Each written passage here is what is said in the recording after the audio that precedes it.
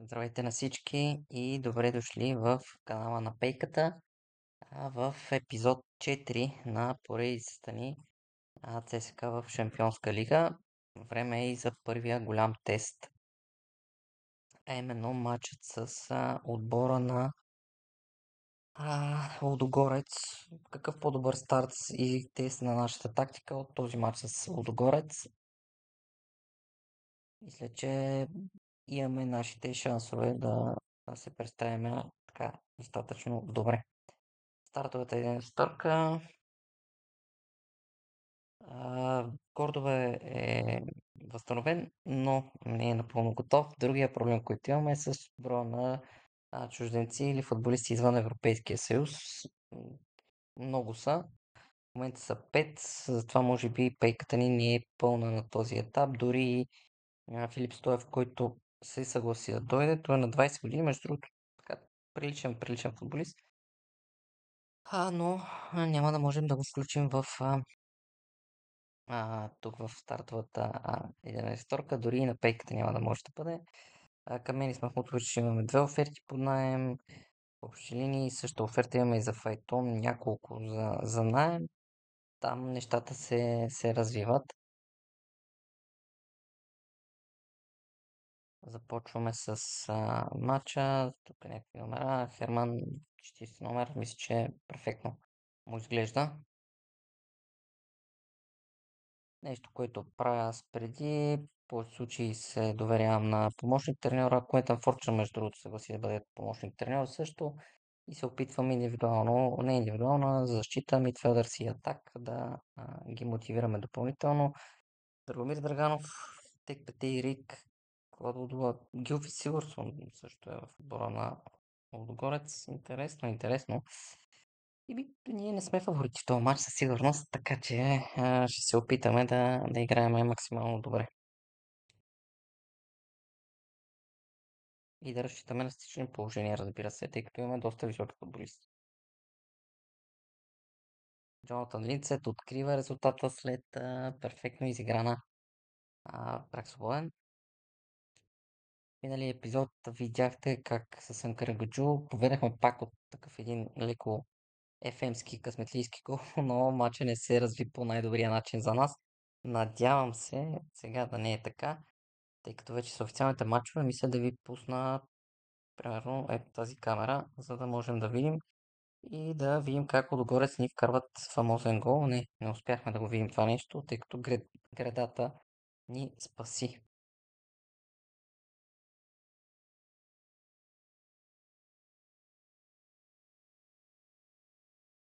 Почваме матч за момента. Ние си водим. Ще е страхотно, ако започнем с победа.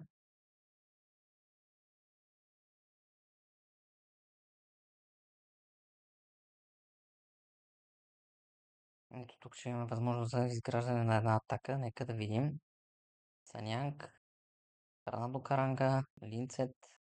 Ето това, което говорихме. Хайнц вече има доста пространство. Влиза напред, подава към Каранга 2 на 0 и тотално добра атака за нас и 2 на 0 срещу Водогорец. Започваме повече от добре.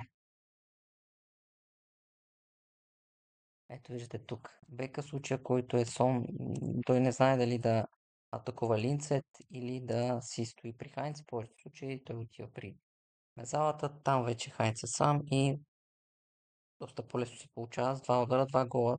Страхотна успеваемост за нашия отбор до момента.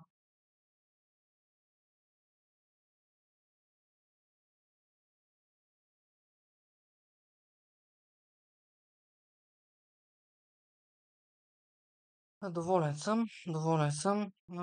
Владеем си топката, играеме добре. Възможно е малко по-късно в матча да се позатворим, за да си спечелим и матча, но нека да видим.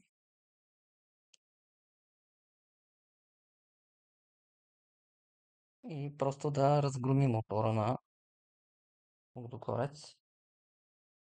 Изстрел над вратата. Крясо е получил лека контузия. Не знам дали ще успее да издържи целият матч. Най-вероятно ще бъде сменен.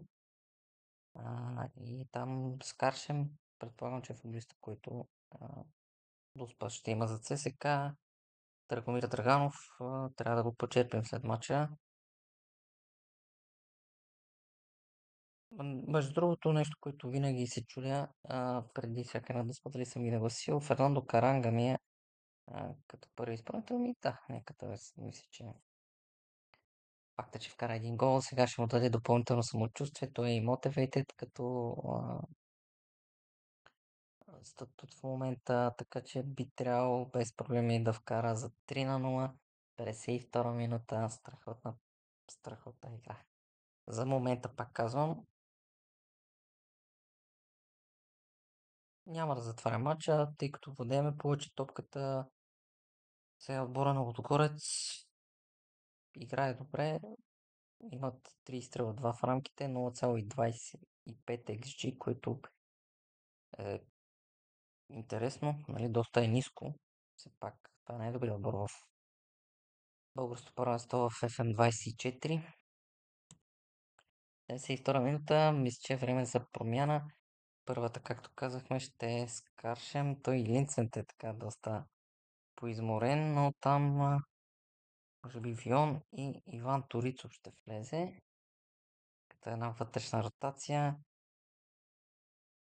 Фернандо Каранга все пак ще го се надяваме той да си оформи своя хитрик, така че трябва да ще пуснем 3 промени и имаме право на още 2.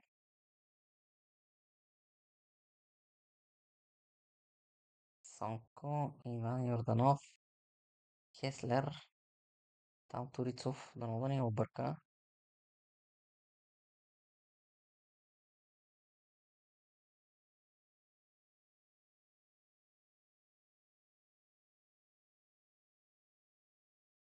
След тази атака мисля да променя малко, да позатвори матча, да не се опитваме все пак да разгромяваме чак с толкова много отгоре. 3-0, мисля, че е приличен резултат.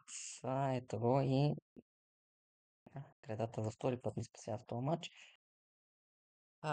С това, което мисля да направя е да намалим малко темпото, да направим отбора по-балансиран.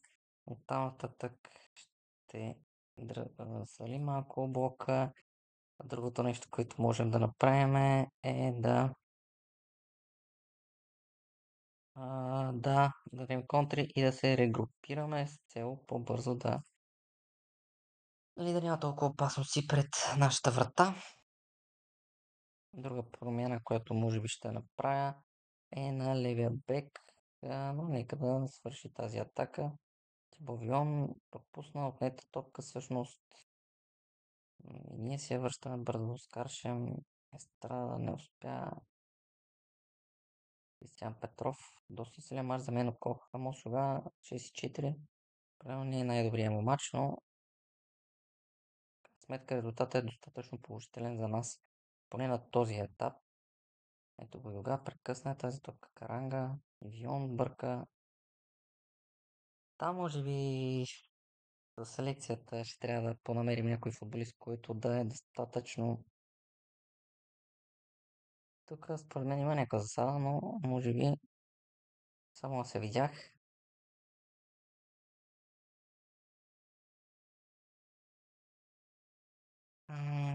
Така ще направим една промяна и Херман, нашия универсален боец, тъй като Иван почна да прави много грешки. Не ми харесва. Няма засада, само съм я видял.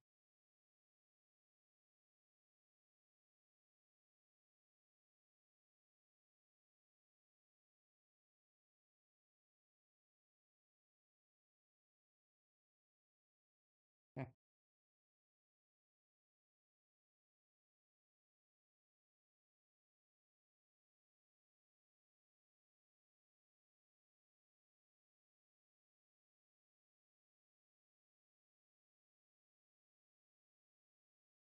Ако тук стане 3 на 2, наистина ще е доста напечено до края. Наше положение, нищо интересно. Да видим догоре дали ще успее да направи контра. Тек петей.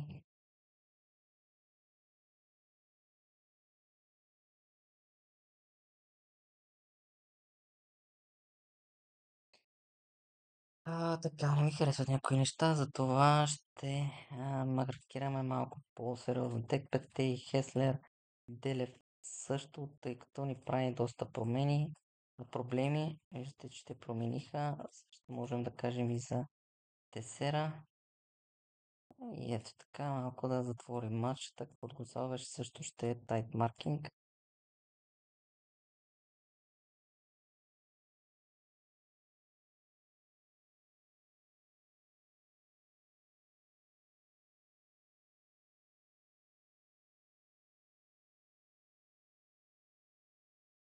Ние имаме още някоя промяна, ако не се лъжа. Не, лъжа се. Нямаме повече промени, за съжаление.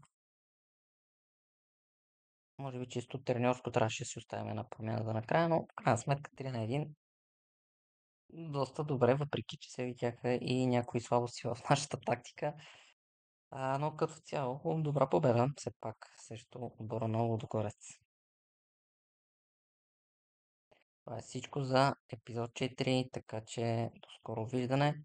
В епизод 5 може би ще изиграем матча с... Тогава ще има два матча. Единия ще бъде с ЦСКА 1948 навънка и с Войводина вкъщи. Така че тези два матча, това ни е в конференцията. Тези два матча ще бъдат за следващият епизод, така че до скоро виждане. Харесайте видеото, абонирайте се и